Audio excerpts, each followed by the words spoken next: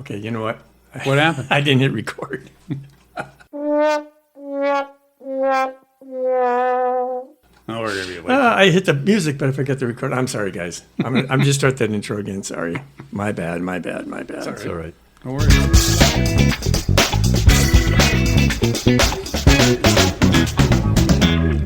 Okay, hello and welcome to Hanging Out with Bob, podcast hosted by me, Bob Edholm. Thanks for joining us, and let's get started.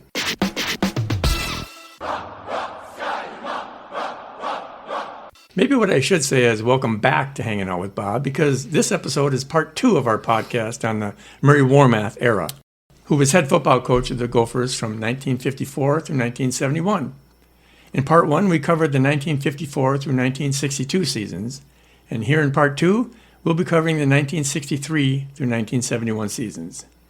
And by we, I'm joined once again by my brothers, Dave and Tom Edholm.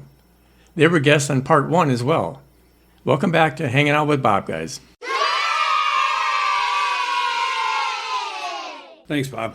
And now that we are back, let's get back to part 2 of the Murray Warmath era at Minnesota.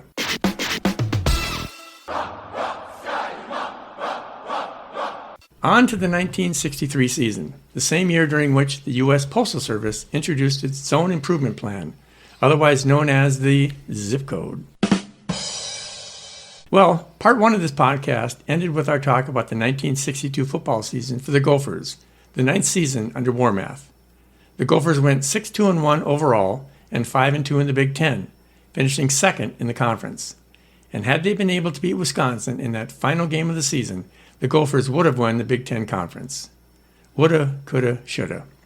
But still a good year in 1962. Tom, how did the Gophers do in 1963, their 10th season under Murray Warmath? Well, not nearly as well as they did in 62. They went 3-6 overall, 2-5 in the Big Ten to finish in 9th place.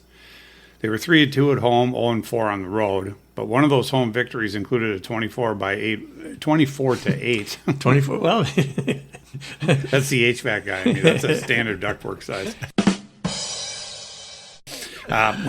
One of them included a 24-8 win over Army, and that's the first and only time those two teams have faced each other. Right. Yeah, tough season for the Gophers.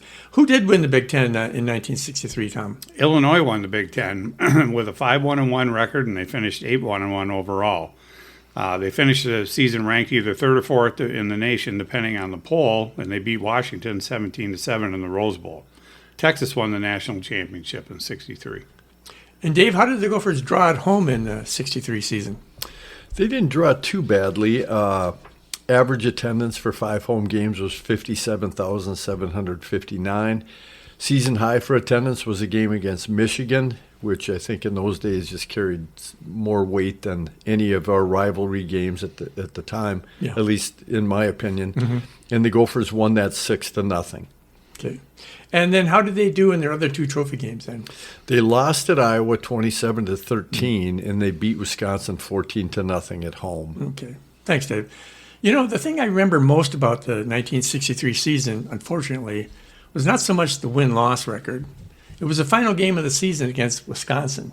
The game was originally scheduled for Saturday, November 23rd, 1963, but it was postponed due to the assassination of President John F. Kennedy the previous day on November 22nd, and was rescheduled for Thanksgiving Day, November 28th. Like you just said, Dave, the Gophers beat the Badgers 14-0. And by the way, the announced crowd at Memorial Stadium on that Thanksgiving Day at 10:30 a.m., mind you, was 55,271. Not bad for a Thanksgiving crowd. You always think about people leaving, yes, especially students going home for that stuff. They still got a good crowd. So there were 2 unanimous All-Americans that played against the Gophers in 1963. The first was a guy named Bob Brown.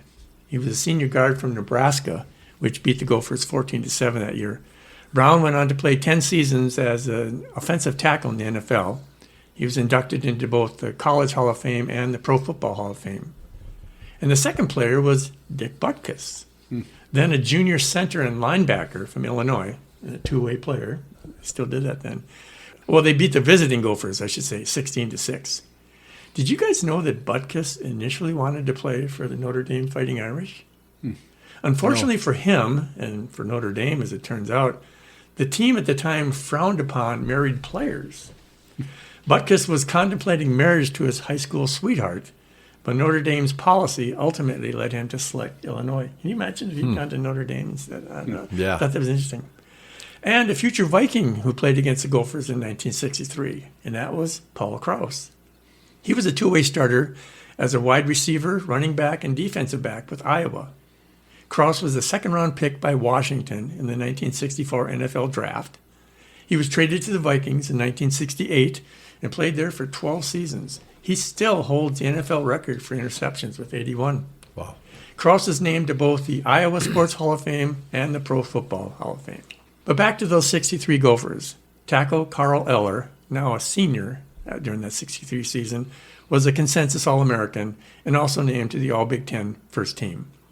Eller was also awarded the Gophers Team MVP Award, and of course he went on to play for the Minnesota Vikings for 15 seasons.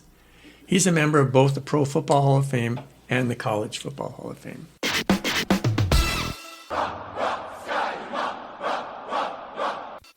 On to the 1964 season, the same year in which the Beatles first appeared on The Ed Sullivan Show. Dave, after that tough season in 1963, how did the Gophers do in their 11th season under Warmath in 64? They actually improved. It was a good but not great year. They ended up going 5-4 overall, 4-3 in the Big Ten, tied with the Illini for fourth place. 3-2 record at home and a 2-2 record on the road. So who did win the Big Ten in 64? Michigan won the Big Ten with a 6-1 record, and they finished 9-1 overall. They ended up finishing the season ranked number 4 in the nation. They beat Oregon State 34-7 in the Rose Bowl. And 3 teams actually shared the national title that year: Alabama, Arkansas, and Notre Dame, depending on the poll. Okay. And Tom, how did the Gophers draw at home in 64? Well, average attendance actually was down slightly for their 5 home games at 53,782. Their season high for attendance was, again, a game against Iowa. It was 62,514, and the Gophers won that game 14-13. But that still amazes me about Iowa, how well their fans travel. They always have, too. Okay. And then how did the Gophers do in their other 2 trophy games, Tom? Well, sadly, they lost them both. The Gophers lost at Michigan 19-12 and at Wisconsin 14-7. Okay, thanks. So the Gophers lost their battles for the Little Brown Jug and Paul Bunyan's axe. They also lost the Big Ten battle to get home against Illinois, and they lost their season opener, also at home, in a non-conference game against Nebraska. Here are the consensus All-Americans that the Gophers faced in 1964. Larry Kramer, senior tackle from Nebraska. Kramer actually went to the Vikings training camp at 65, but he never played it down in the NFL. Instead, he went on to coach at several schools over 33 seasons. And once again, the Gophers met Dick Butkus, this time as a senior center and linebacker from Illinois. Butkus was the first-round draft pick for the Bears and 3rd overall selection in 65. Went on to play 9 seasons in the NFL with the Bears and was elected to the Pro Football Hall of Fame. So he played his entire football career in Chicago or Illinois, high school, Illinois for college, and then the Bears. So, and even though I had obviously heard of Butkus when he was in college, I don't think I ever saw him play, other than maybe the Rose Bowl. Yeah, the Rose Bowl maybe. But I just remember what he was like as a pro after he was injured. He was about as hard-nosed and tough a guy as has ever played. And he only got 9 seasons because he played so much, and he got banged up pretty bad. Very I'm banged sure up. those knees of his must have been. Well, remember, he was part of the wallpaper collage Dad put together. Yes. That's right. Yes. Oh, that's right. Yep. Yes. Yep. Couple of honors for Gopher players in that season. A two-way back named Craig Lofquist. I've been looking him up, and I cannot find anything. With a name like Lofquist, I gotta believe he's from here, but that's not necessarily so. And then Aaron Brown. Yes. That year he was a junior. He was named to the All Big Ten first team. And then a center by the name of Joe Pung, P-U-N-G, Pung, from St. Martin, Minnesota, which is near Paynesville. He was awarded the Gophers Team MVP award. He was a center. But that's the first time I found his name when I was researching.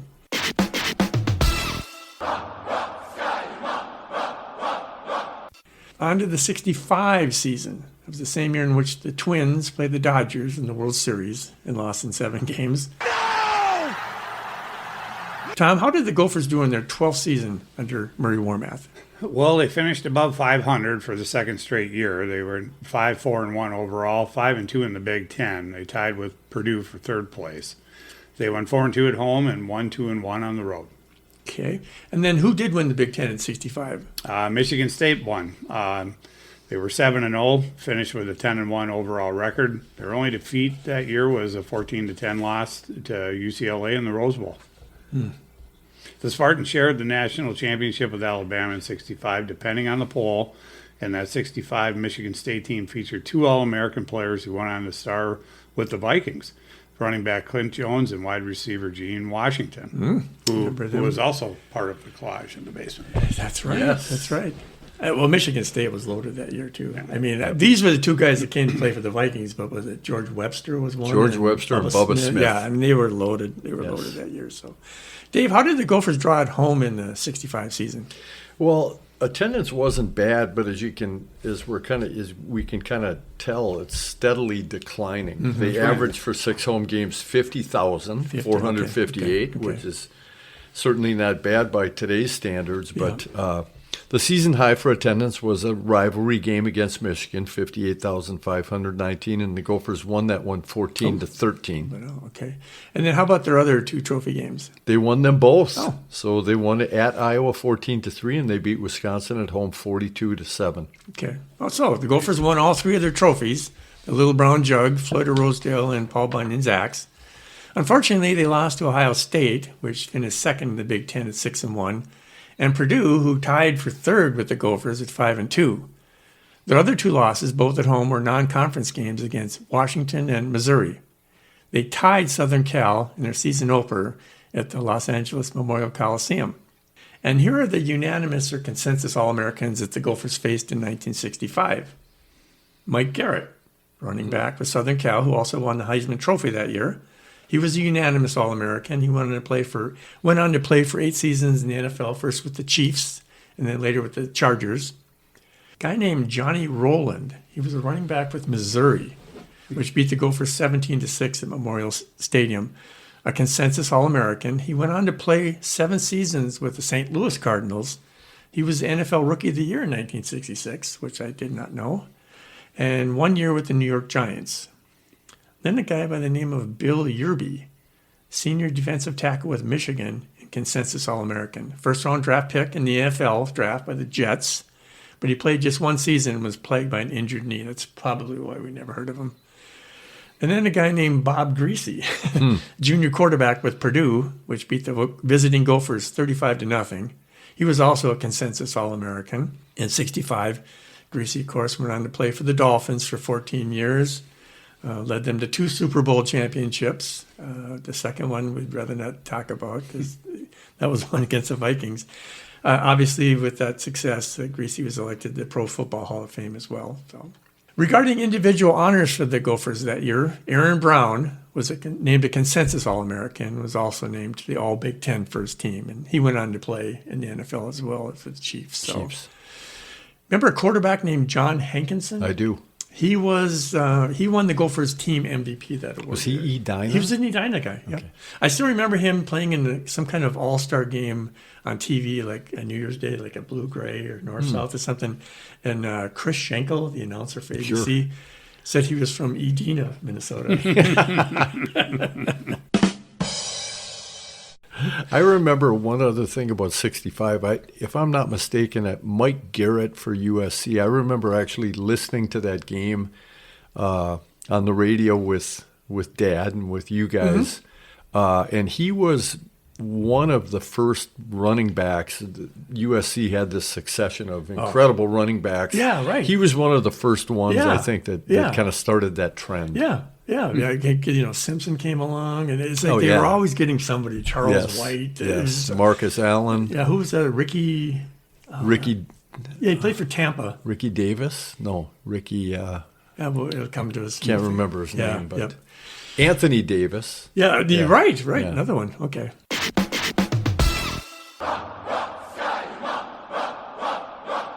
All right, so on to the 66 season, the year in which the average cost of a new home was $23,300.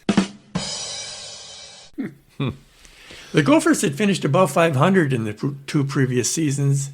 Dave, how did the Gophers do in 1966, their 13th season under Warmath? They were kind of right in the middle, not as well as they did in 65. They went 4-5-1 overall, 3-3-1 in the Big Ten for fifth place. Okay. They were 3-2 at home, 1-3-1 on the road. And who won the Big Ten that year? I recall Michigan State ended up repeating as Big Ten champs, and I think that they obviously had success, nationally as well. They went 7-0, 9-0-1 overall. They shared the national title with Notre Dame. It depended on the poll. Even when the two teams met in regular season, the game ended in a 10-10 tie. And at the time, Big Ten rules barred the same team from representing the conference in the Rose Bowl in consecutive seasons, and barred teams from appearing in any bowl game other than the Rose Bowl. It's like the Rose Bowl or nothing. You can't go 2 years in a row. Yeah. As a result, Michigan State was ineligible to play in the Rose Bowl or any other bowl game. Go 9-0-1 overall and you're done. Exactly. The former rule, not playing in the Rose Bowl in consecutive seasons, was finally rescinded in 1972. And the latter, not playing in any other bowl game other than the Rose Bowl, was rescinded in 1975. Okay. And FYI, Purdue, which went to the Rose Bowl instead of Michigan State, beat Southern Cal and Mike Garrett 14-13. I remember that game. We went to Grandma and Grandpa Ed Holmes to watch that game in their little apartment on University Avenue. Tom was like 3 years old or something. But I remember watching that game on their little black and white TV. But I remember, Purdue pulled it out, and Grieche was quarterback. Yes. So, cool. Tom, how did the Gophers draw it home in the 66 season? Well, the downward trend kind of continued, not by much, but a bit. Their average attendance for the 5 home games was 49,600. Season high for attendance was against Iowa. Shocker there, right? But which the Gophers won 17-0. I should just record your voice saying Iowa and then just do the drop. The season high was against Iowa. Okay, God bless the Iowegians, I guess, about the average. And then how did the Gophers do in their other 2 trophy games in 66? Well, they were 0-for in those again. They got killed at Michigan 49-0 and also lost at Wisconsin 7-6. I remember Dad having that game on the radio, and I think that was the first time. Was it Michigan? Yeah, against Michigan, 49-0. I remember thinking, I've never heard of a Gopher team getting beat that bad, But it seemed like that was starting to change. That was when things really started to turn, where Michigan and Ohio State were so dominant. Right. Yep. So the Gophers were 1-2-1 and winless in the Big Ten in '66 before they beat Iowa at home on October 15th. They'd lost their season opener at Missouri 24-0. Missouri had some good football, or at least against the Gophers. I don't remember them ever beating Missouri. They beat Stanford and lost to Kansas, both at home, and then tied Indiana 7-7 on the road. They were also shut out 16-0 at home to Purdue before they lost a final game on the road at Wisconsin. On the other hand, though, they actually beat Ohio State at home 17-7. Ohio State. The Buckeyes that year, though, were 3-4 in the Big Ten and 4-5 overall in 1966. But still, a win over Ohio State in any year is a good thing, right? One thing, I didn't have this in my notes, but I think I remember reading something where I think Royce had written about it. For some reason, Warmath and Woody Hayes had a certain amount of respect for each other in that they never wanted to play each other. Because all during the 60s, it's like they never didn't play Ohio State. It wasn't an annual thing. They'd schedule the other Big Ten teams, and they'd always schedule good non-conference games, but they just hardly ever played, in the 60s. It was weird. There was one consensus All-American who the Gophers faced in 1966, and his name was Jack Clancy. He was a senior receiver with Michigan, went on to play 4 seasons of pro football, 3 with the Dolphins and 1 with the Packers. He had a great rookie season at Miami. In fact, he and Bob Griese were both rookies there in 1967. But he had some knee problems that plagued him during most of his time in the pros. So, no Gophers were named to the All-American or All-Big Ten teams in 1966. A linebacker by the name of Tim Wheeler from Richfield was awarded the Gopher team's MVP award.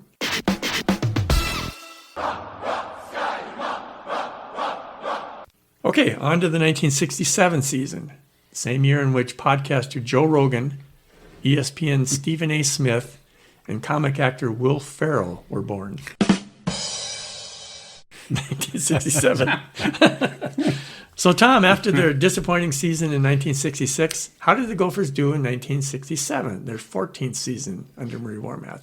Well, they had a solid season in '67. They went 8-2 overall, 6-1 in the Big Ten, tied for the conference championship with Indiana and Purdue. They were 6-0 at home, 2-2 on the road.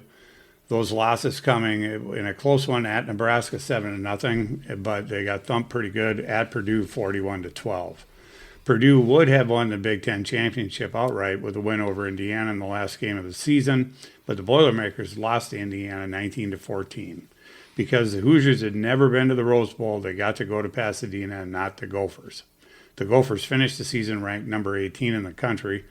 Somewhat surprising, 18 since Indiana finished 4th or 6th in the nation, depending on the poll, and Purdue finished 9th. Southern Cal, which defeated Indiana 14-3 in the Rose Bowl, won the national championship in '67. Yeah. And Dave, how did the Gophers draw at home in the '67 season? Well, for the first time, the drop-off in attendance was dramatic. It was almost 10,000 fans less than the previous year. They averaged 39,633. Incredibly low considering that the Gophers had won a share of the Big Ten championship. And that was the first year that I ever attended a game in person. I saw them actually beat Michigan in a very close game. Yep. I caught an extra point when they were playing against Indiana, and you had to give the ball back then. But they throttled Indiana. They beat them badly. I remember. I remember. And one of the most surprising upsets that I can remember, from that era was when Purdue went to Indiana and ended up losing. Yeah. It was shocking because Purdue had Leroy Keys. Just had a great team. And was Greasy still quarterback? No, Greasy was in the NFL. He was in the NFL, but that was a real shocker. It just goes to show that you can never, especially in rivalry games, you never really know what's going to happen. Season high attendance was against Michigan State. They had 56,000, and the Gophers won that game 21-0. And then how did they do in their other trophy games, Dave, in '67? They ended up, they went 2-0. They beat Iowa 10-zip on the road, and they won Floyd of Rosedale for the 4th consecutive year and beat Wisconsin 21-14 at home. Okay. So the 1967 season for the Gophers was, for me, unforgettable. I loved it. Dave, you and I, like I said, we saw at least a couple of home games together at Memorial Stadium. I went to the Michigan and Indiana games, both games. Did you go to any others? Was that the Wisconsin? Pretty sure that was the game in '67 where that guy actually injured his knee. Dan Green had to have it amputated. He was a Wisconsin D-back named Mel Walker. Yes. And I did go to that game. I think that was also the game where I ran across the field with Jim and John Rock right during the middle of the game. Because there was a fight. There was a fight that broke out between the Gophers and Wisconsin, and we just decided we were going to run right across the middle of the field, and we did, dodging players. We didn't even get kicked out because the Boy Scout leader screamed at us, but he was too busy watching the fight to chase us down. Oh, man. Yeah, the Gophers played really well for most of that '67 season. And while the AP had the Gophers ranked 18th in the nation in their final poll, the coaches' poll had them ranked 14th. I still thought they should have been higher, but anyway. Anyway, in the Gophers' narrow 7-0 loss in Nebraska, a then record crowd of 65,361 was in Lincoln to watch it. I think now they can get almost 100,000 again. They've really expanded. Not over 90. Okay. Yep. The Gophers won all 3 of their trophy games, which is great. Their only bad game was that 41-12 loss at Purdue. Oh, Big Ten passing leader Mike Phipps, that was a quarterback. He shredded the Gophers that day with 475 yards. That's a lot for a college quarterback. Was Greasy kind of the first guy that kind of started Purdue being I think the so. quarterback? Good point. That's a good point, yeah. But you also can't forget, at least I'll never forget, that Purdue, which they'd been favored to beat Indiana in its final game, fumbled the ball away at the Indiana 4-yard line late in the game and lost. I had no clue. Which meant that Indiana, not the Gophers, would be going to the Rose Bowl. And now, that would have meant Purdue would have won the Big Ten, but we could have gone to the Rose Bowl. Yes. but it didn't work out that way. So there was one unanimous All-American that the Gophers faced in 1967. That was Leroy Keys, then a junior running back with Purdue. Lots of individual honors for the Gophers during that 1967 season.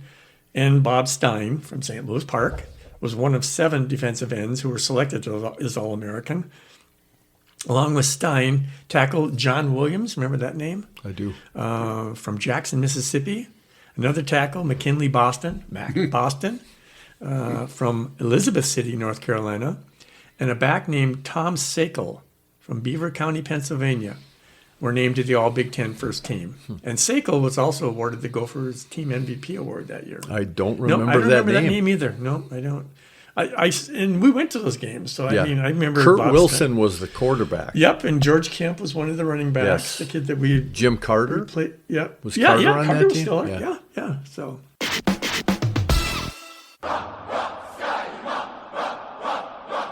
On to the 1968 season, a time when a gallon of regular leaded gasoline was 34 cents.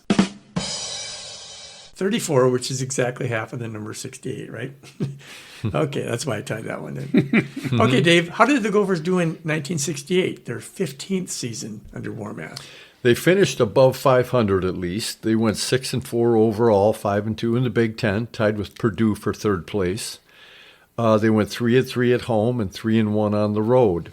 And then who won the Big Ten in 68? Ohio State won the Big Ten, going 7-0 and 10-0 overall. And they went on to beat Southern Cal 27-16 in the Rose Bowl, and they won the national title in Oh, 1968. that's a perfect season. Then. So, wow, that's pretty good. And then, Tom, how'd the Gophers do at home that year? Well, attendance actually rebounded nicely for their 6 home games. They averaged 52,134. That is a big jump from 39 plus Yep. to 52, Yeah. Season high for attendance was a game against Southern Cal. They had over 60,000 for that, but the Gophers lost that game 29-20. In that game, USC had a running back named O.J. Simpson. And Dave, you were at that game, right? I was at Yeah, that game with yeah. Uncle Joe. Okay. I listened to it on the radio with Dad. But, And they had that famous play with was it George Kemp to John Yeah, John Wintermute, Wintermute. and they almost they lateraled it. It was a kickoff. They lateraled it all the way across the field. Yeah, it wasn't an underhand lateral. It was a pass. And- All all the long way. pass. Yeah, yep. So And then, Tom, how did the Gophers do in their 3 trophy games in 68? Well, they were 1 for 3. They lost at Michigan 33-20. They lost at home to Iowa 35-28 and won at Wisconsin 23-15. Okay, thanks. Yeah, the Gophers had an up and down season in 68, or maybe I should say a down and up season. They lost their first 2 games, Southern Cal and Nebraska, both at home. Won their next 3, Wake Forest and Illinois at home, Michigan State on the road. Lost their next 2, Michigan on the road and Iowa at home, and then won their last 3, Purdue at home and Indiana and Wisconsin on the road. I remember the win over Purdue. It was on TV, our black and white TV, in that den in the house on Chatham. Yeah. And in that game, I remember Gopher running back Jim Carter out of South St. Paul, Minnesota, took a handoff at about the Purdue 49-yard line and ran over, I'm not kidding you, literally ran over like 3 would-be tacklers for a touchdown. wow. And Leroy Keys was playing in that game, but Carter made that run. It was Do you incredible. recall seeing him in high school? Oh, yeah. I was just going to bring it up. Bring that up. Were yeah. you at that game? I was in at 6th that grade, game. Tom. You were obviously hadn't started school yet. The Heights was playing South St. Paul in a Friday afternoon game. They hadn't put the lights up at the field yet. And I remember Heights actually had a lead. They were up like, I don't know, 14-0 or something like that. But all of a sudden, and South St. Paul had that, is it triple wing? Some kind of offense where the quarterback didn't take the snap under center. It was Single kind of wing. Single Single wing. wing. Thank you. And Carter, they kept feeding the ball to Carter, and he was so big. He was at least 6'3", probably 220. He would literally, there were Heights guys that were on his back. And he was- hanging on his ankles. Yeah, and he he was, was like, like, they couldn't you know, bring him down. It was like a he's man playing amongst- against little kids. It was, and Heights had a good team. Larry Link was on Yeah, the team, and Bruce yes. Nelson, and Yep. I mean they were a good team. But South St. Paul with Carter, forget it. Mm-hmm. And I knew he was going to be a good player someday. You could just Yes. tell. And fortunately, Real we good won. hockey player, too. Yeah. Yep. Well, here are the consensus or unanimous All-Americans that the Gophers faced in 68. Tom, you mentioned before, O.J. Simpson, senior running back with Southern Cal, won the Heisman that year, went on to have an amazing career in the NFL. Where all but and most of his, I should say, all but 2 of his 13 years are with the Bills. I think he finished up with the Niners or something toward the end. His individual accomplishments are a mile long, although he only played in 1 playoff game and never got to the Super Bowl. Bills were terrible. He was inducted into the Pro Football Hall of Fame, but his fame as a football player and later his commercials and acting were overshadowed by the 1994 murder of 2 people, one of whom was his ex-wife. I think I'll just leave it at that. And again, Leroy Keys was a running back with Purdue, a unanimous All-American pick in '68. He went on to play 5 seasons in the NFL, 4 with the Eagles and 1 with the Chiefs. But actually, for being the 3rd overall pick in the 1969 AFL/NFL draft, he was what you might call a bust in the pros. I don't remember him doing anything in the NFL. Sometimes it just doesn't work out. Then a guy named Chuck Kyle. He was a senior middle guard, also at Purdue, consensus All-American. Drafted by the Cowboys in '69, but waived. Went on to play 3 years in the Canadian Football League. Then signed as a free agent with the Jets in '72, but got injured and was waived again. So it's just no guarantee. You might be a great college player, not necessarily in the pros. So, and the future Viking that the Gophers faced in 1968, Dennis Green. Then a sophomore starting halfback at Iowa. As any Vikings fan knows, Dennis Green would someday be head coach of the Vikings from 1992 to 2001. And an underrated drummer. Yeah, any great drum solo he could match. He could match it. Drumming Denny. Sticks.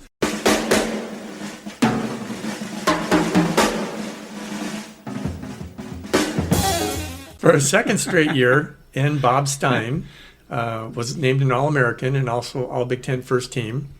Gophers teammate Dick Enderle, a guard from Breckenridge, Minnesota, and linebacker Noel Jenke from Owatonna, Minnesota, were also named to the All-Big Ten first team. And then a linebacker named Wayne King, and I cannot find anything on him. He was awarded the Gophers Team MVP award. He was a linebacker, Wayne King. I don't know if he's a Michigan guy or I don't know, Wayne King. You can find out. Tell me.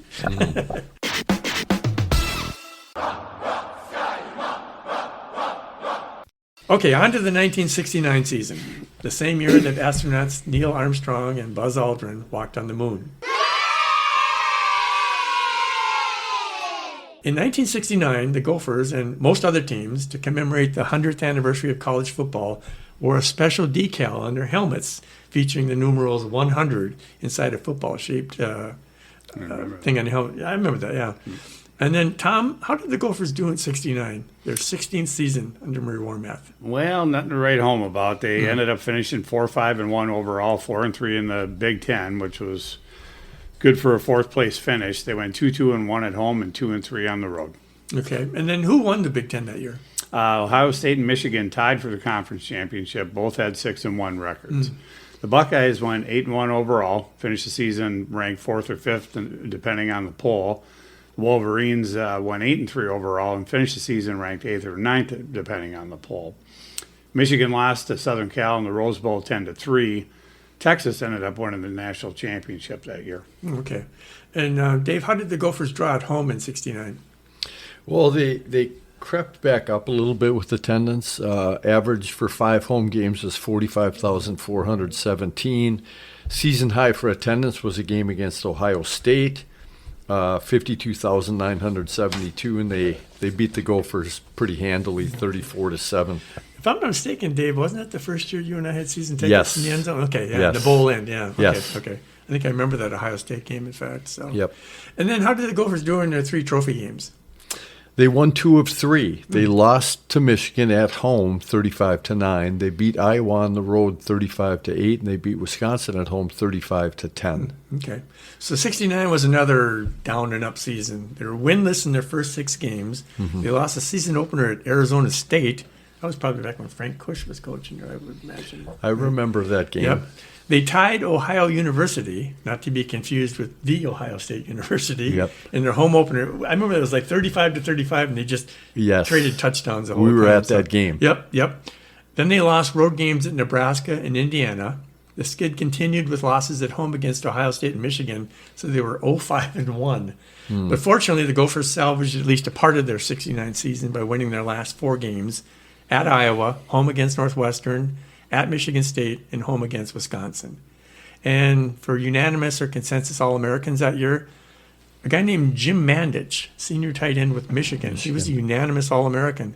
Played 9 seasons in the NFL, 8 with the Dolphins, 1 with the Steelers, and won 3 Super Bowl championship rings. 2 with the Dolphins, 1 Steelers. Right place, right time, man. A guy named Tom Curtis, senior defensive back, also with Michigan. He was a consensus All-American. Played a couple seasons in the NFL with the Colts and received a Super Bowl ring in Super Bowl V. Remember that when they beat Dallas? And Jim O'Brien, the straight-on kicker, Worst Super Bowl ever. Straight-on kicker, winning field goal, I remember. So, That's right. but he had knee problems, Tom Curtis, and he didn't stay long in the NFL. And then I want to bring up this guy because I don't remember him at all. Jim Otis. He was a running back for Ohio State, which beat the Gophers 34-7. He was a consensus All-American, went on to play 9 seasons in the NFL, last 6 with the Cardinals. And the reason I'm bringing him up, guys, is in 1975, okay, he rushed for an NFC-leading 1,076 yards. He beat the Vikings' Chuck Foreman by 6 yards, Wow. which prevented Foreman, who led the NFC in touchdowns and receptions that year, from achieving a rare triple crown of sorts. Wow. Jim Otis. Who did he play for in the NFL? Cardinals. Cardinals. Yeah. I do remember that vaguely now. remember. Yeah. Then a guy named Jim Stillwagon. Then a junior middle guard. I remember him. Also with Ohio State. He was a consensus All-American. And then this Buckeye, I know you've heard of, Jack Tatum. Yes. Junior defensive back who is also used as a linebacker, a unanimous All-American, and only a junior that year. So, and then for the second straight year, future Vikings head coach Dennis Green, Wow. halfback at Iowa. And then for the Gophers, a tight end by the name of Ray Parson, not Parsons, but just Parson. I remember from him. Uniontown, Pennsylvania, was a second-team All-American and first-team All-Big Ten in 1969. He was also awarded the Gophers Team MVP Award. Drafted by the Lions in 1970, but he played only 2 years in the NFL and 1 year in the World Football League due to knee issues that forced him to retire from the game. Did he play hoops too for I the Gophers? think you and I talked about this earlier. He had a chance to play for Bill Fitch with the Gophers, but in the last game of the season against Wisconsin, he hurt his knee. Oh. So he didn't play. And then, the college, remember when the college All-Stars would play the Super Bowl champs? They played the Chiefs, and he hurt his knee in that game. And so he was always having knee issues. And like I said, he only played a couple years in the NFL and World Football League. So, and like I told you, an interesting sidebar, he is married to Clyde Turner's sister. Wow. Clyde Turner played basketball for the Gophers in the early 70s. Yeah. And here's a little sidebar for you guys. The 1969 Gophers football squad had an offensive lineman and defensive tackle named Richard Fleer, last name spelled F-L-I-E-H-R. He lived throughout his childhood in the Twin Cities suburbs, but after 9th grade, he attended Wayland Academy, a boarding school in Beaver Dam, Wisconsin, about 50 miles northeast of Madison, for 4 years, where he participated in wrestling, football, and track. He was heavily recruited as a football player out of high school and earned a scholarship to play for the Gophers. However, he only played for a short time at the U. He dropped out of school when his grades made him academically ineligible for the team. So why am I spending so much time talking about this guy? Well, this guy eventually changed the spelling of his last name and went on to become better known as professional wrestler Ric Flair, the Nature Boy. Wow. So he was basically he did nothing with the Gophers. Yeah. Flunked out. And And had you went you to ever- a boarding school in high school. Yeah, he probably was a discipline problem. I is would what I'm guess. thinking. So they Yeah. sent him to a military school to, I've never he seen looked those. nothing like he turned out to be. Wow. He's so much slimmer when he wrestled. And, I mean, he found his niche. The Nature Boy. The He Nature was a long way from the Nature Boy back Oh, then. yeah. I've seen The pictures of him, he would Well, yeah, never dark know. hair too. Yeah, it was dark. Yeah. It wasn't bleached. So That is funny. Richard Fleer. yeah. Woo. Golden Gopher. Yeah, one of War Mass recruits, though. Yeah.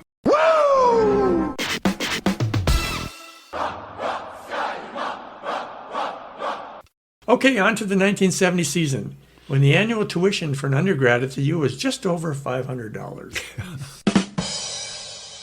What? Anyway, That's a laugh. a lot of Gophers were hoping those last 4 wins of the 1969 season would give the team some momentum going into the next season. But Dave, what actually happened to the Gophers in the 1970 season? They're 17th under Warmath. It was a step backward for the Gophers in Warmath. They ended up going 3-6-1 overall, 2-4-1 in the Big Ten for 7th place. They did go 3-1-1 at home, 0-5 on the road. Wow. And then who won the Big Ten that year? Ohio State won the conference championship with a 7-0 record. They also went 9-1 overall and finished the season ranked either first, second, or fifth in the nation, depending on the poll. Ohio State went on to lose to Stanford in the Rose Bowl, 27-17. And I seem to remember a guy named Plunkett might have been Jim playing. Plunkett, yep. Nebraska, Texas, and Ohio State shared the national championship in 1970, again, depending on the poll. Okay, Tom, and how did the Gophers draw at home in 1970? Well, pretty similar to 69. Their average attendance for their 5 home games was 45,093. Their season high for attendance was the game against Nebraska. They had 52,500 for that. Gophers got beat in that game 35-10. Okay. And then how did they do in their trophy games in 1970? Yeah, not very well. They lost at Michigan 39-13. They tied Iowa 14-14 at home, and they lost at Wisconsin 39-14. So another not-so-great season for the Gophers in 1970. They managed to beat Ohio University this time in their home opener, 49-7, but they lost their other 2 non-conference games, at Missouri and at home against Nebraska. Their 2 Big Ten wins were at home against Indiana and Michigan State. You said, Tom, they tied Iowa at home, but the Gophers lost all 4 Big Ten road games at Ohio State, Michigan, Northwestern, and Wisconsin. Here are the unanimous consensus All-Americans the Gophers faced in 1970. Once again, Jack Tatum, as a senior defensive back with Ohio State. He was unanimous that year again. He was the first-round pick with the Raiders and went on to play 10 seasons in the NFL. He was voted to 3 consecutive Pro Bowls in the 70s and played in 1 Super Bowl winning team in his 9th season with the Raiders. But let's be honest, Jack Tatum is mostly known for that hit he made against New England Patriots, wide receiver Darryl Stingley, in the preseason game that paralyzed Stingley from the neck down. And in Super Bowl 11, of course, in 1977, Tatum knocked the helmet off of wide receiver Sammy White of the Vikings. And that's often regarded as one of the biggest hits in Super Bowl history. So Yes. Tatum, though, after he got done with football, he suffered from diabetes terribly. I think he had to have his toes and feet amputated. He had kidney problems. In fact, he was waiting for a kidney transplant when he suffered a fatal heart attack. He was only 61. Didn't know that. Isn't it amazing, the guy that's strong and seemingly healthy with those kinds of health issues? I remember seeing him warm up at one of the games at Memorial Stadium, and if there was ever a prototype for what a football player should look like, even the way he filled out a uniform, it was him. Yeah, It he was amazing. He was amazing. Just an amazing athlete, but no restrictions at all, it seemed, on the hits back then. Oh, he was just, he played just. And I think that what stopped me was he hurt Stingley in a preseason game. And now those guys, it's like playing flag football now. Yeah. They don't want to get hurt. It's Right. just totally different mindset. Totally different. Yeah. Another unanimous All-American there was Jim Stillwagon out of Ohio State. He made it the senior middle guard. You know, it's funny. He was only a 5th-round pick by the Packers. He was considered too small for the NFL. He was 6 feet 220, and he was playing like a linebacker, a middle guard. So he ended up going to Canada and played for the Toronto Argonauts for 5 years, but injuries cut his career short. Remember Dan Dierdorf Yes. from Michigan? He was a consensus All-American, played 13 years with the Cardinals, 5 times a first-team All-Pro, in the Hall of Fame, obviously. Held a variety of broadcasting jobs from 1984 to 2021, including 12 seasons on Monday Night Football. That's why I remember him the most. And then finally, a consensus All-American named Bob Newton from Nebraska. He played 11 years in the NFL, 5 with the Bears and 6 with the Seahawks. And for the 3rd straight season, Dennis Green for Iowa. He was their halfback. So it would be 21 years and 2 months later, on January 10th, 1992, Dennis Green would be named the new Vikings head coach, the new sheriff in town. For individual honors for the Gophers, linebacker Bill Light from Hopkins and defensive back Jeff Wright. from Edina were all Big Ten first team. Remember Wright both of also them. was awarded the Gopher team's MVP in 70 and went on to play safety for the Vikings from 71 to 77 and appeared in 3 Super Bowls. Good. Was Jeff Wright on the Edina basketball teams? Yep. I was just going to say he was just a great athlete. Great athlete.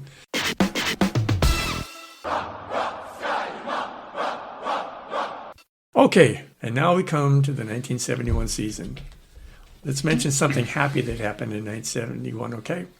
Disney World in Florida opened in 1971.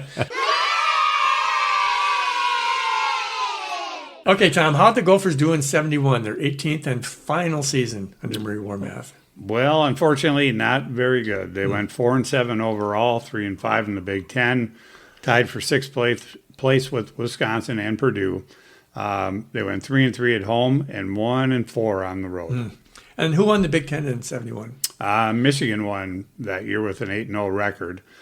They went 11-1 overall, finished the season either 4th or 6th in the nation, depending on the poll. Michigan won. They went on to lose to Stanford in the Rose Bowl 13-12. Nebraska won the national championship in 71. Okay. And Dave, how was attendance in 71? I'm almost afraid to ask.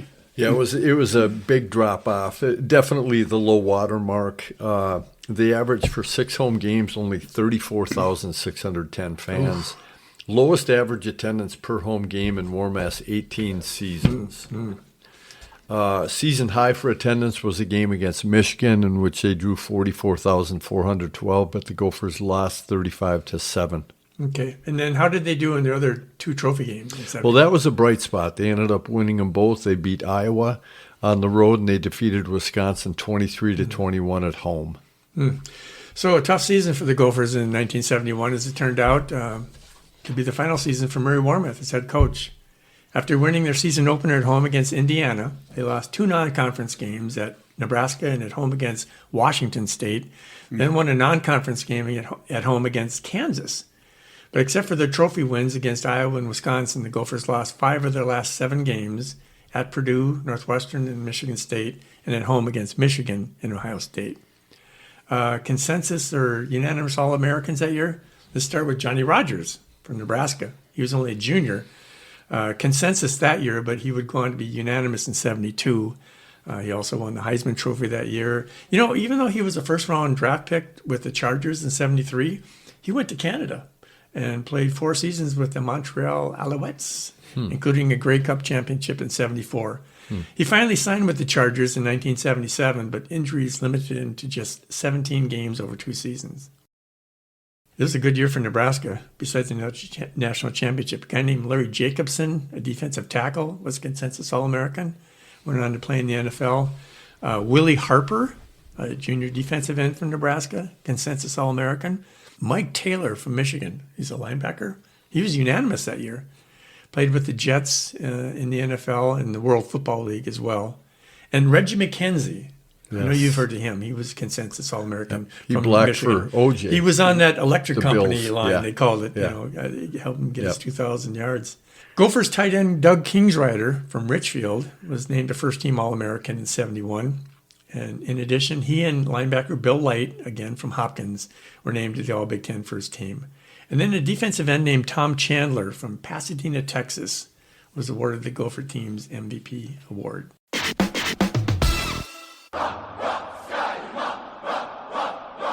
Well, guys, we've made it through each of Murray Warmath's 18 seasons at Minnesota.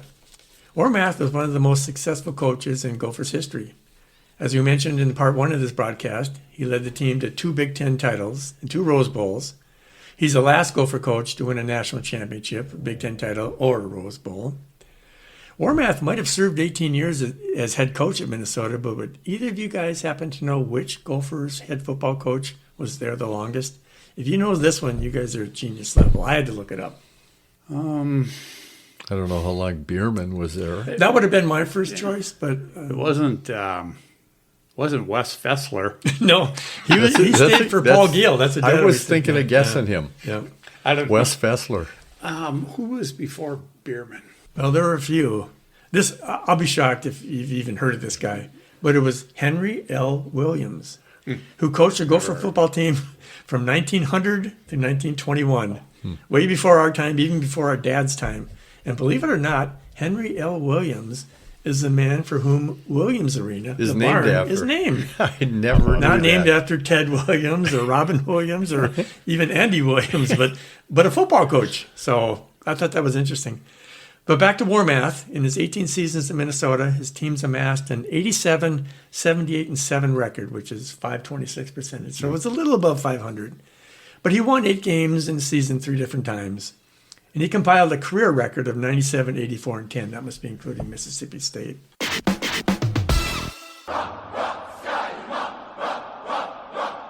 Following the 1971 season, Cal Stahl was hired as coach of the Gophers. Warmath was made an assistant to the athletic director. He stayed in that role until 1978. Do you guys know where Warmath went after that in 1978? I don't know. Well, he stayed in Minnesota. He took a job with the Vikings as an assistant coach. The defensive line coach, Bud Grant, hired him. He replaced a guy named Buddy Ryan. Wow. Oh, Warmath held that job as defensive line coach for 2 seasons before becoming a regional scout for the team. So that means Warmath became an assistant coach with the Vikings at the age of 65 or so. Wow. Good for him. Cool. Okay. Do either of you guys remember reading about Warmath taking that job as an assistant coach? I was living in Iowa at the time, so I it kinda- faintly do remember he coached them. It wasn't for very long, I don't Right. think. Well, I remember reading 2 years, I think. Yeah, right? a couple of years. I remember when it came back. It must have been in the Tribune, but Carl Eller, they quoted him. He loved the idea of getting back with Murray because he was a college coach. Sure. And thought, wow, after 15 years, they get back together. So, in 1992, Warmath worked with author Mike Wilkinson to publish a biography entitled "The Autumn Warrior: Murray Warmath's 65 Years in American Football." I ordered it online through the Hennepin County Library system, and it's really a fun book to read. I learned a lot about Warmath and about those Gopher football squads. It helped me a lot in researching this. I liked it so much that I ordered a used copy on Amazon, so I've got my own now. I was highlighting it, Cool. and stuff. So, okay, so Murray Warmath, although he was born and raised in Tennessee, remained in Minnesota after he retired from coaching. He still made public appearances well into his 90s, and he gave an extended interview as recently as 2007. And my research showed me that the Gophers locker room at Minnesota's Huntington Bank Stadium, which opened in 2009, is named after Warmath, which is a nice tribute. to Never him. knew that. Warmath died on March 16th, 2011, at a retirement community in Bloomington, Minnesota, where he resided. He was 98 years old. It was a good run, as Rick Pitino would say.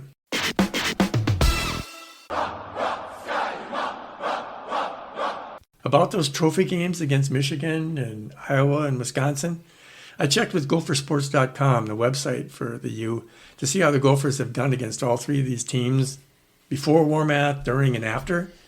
Let's start with Michigan first. Before Warmath became head coach in 1954, in their 43 meetings against Michigan, Gophers had 14 wins, 27 losses, and 2 ties. So even before 54, Michigan had won twice as many games in head-to-head, 14, 27, and 2.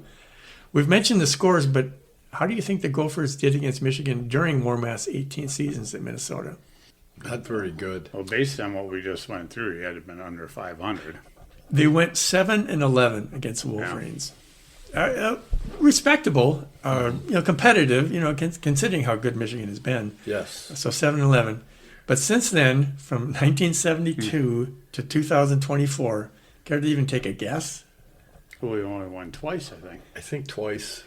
Yeah. The Gophers have beaten Michigan 4 times since 1972, but lost to them since 72. 77, 87. They won early in 2000. Yeah, Mason won once against them, I know. Mason And Jerry won. Kill won once against them. Yeah. I think that's the 4 wins. But they have lost to them since 1972 41 times. 4 and 41. 41-0 since Wow. Warmath left. Wow. And there's no ties anymore in football, so you didn't get a benefit from that. So anyway, in the 106 meetings against Michigan, first game was played in 1892, and they no longer play Michigan every year, thank goodness. The Gophers have 25 wins, 78 losses, and 3 ties. Wow. 25, 78, and 3. Wow. Michigan has won over 3 times more games. That's. Like in I head-to-head. didn't realize it was that lopsided. Okay, now let's look at Iowa. Gophers and Hawkeyes met for the first time in 1891. Overall, in their 118 games, Minnesota holds a lead of 63 wins, 53 losses, and 2 ties. So 63, 53, and 2.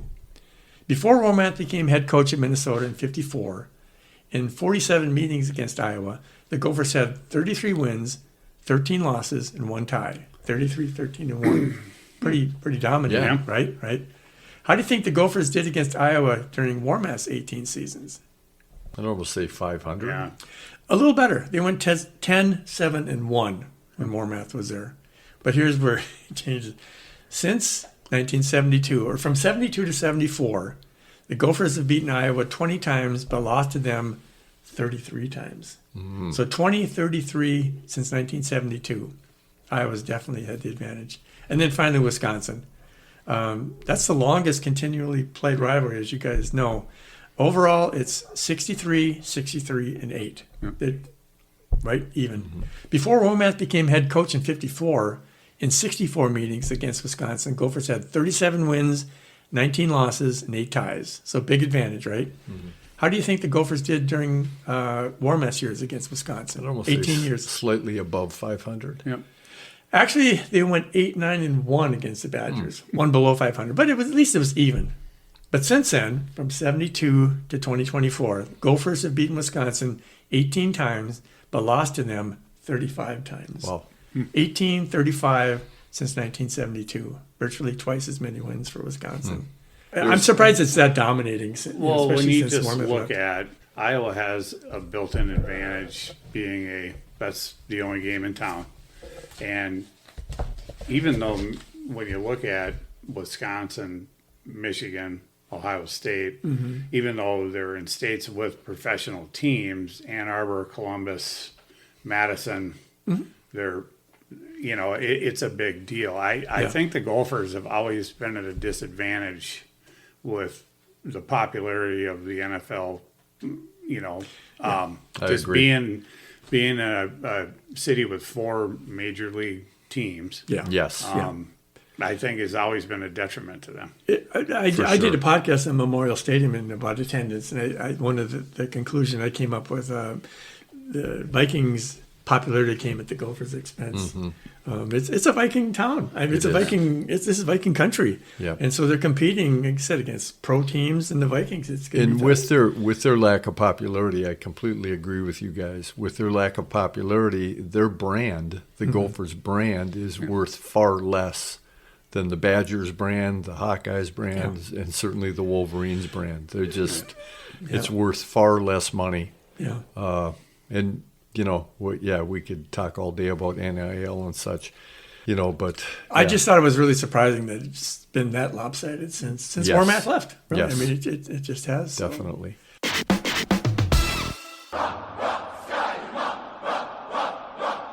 Well, this has been fun, Dave and Tom. I had a blast researching Lots for of this podcast. Gophersports.com was helpful. Gopherhole.com, that's the unofficial home of the Gophers sports.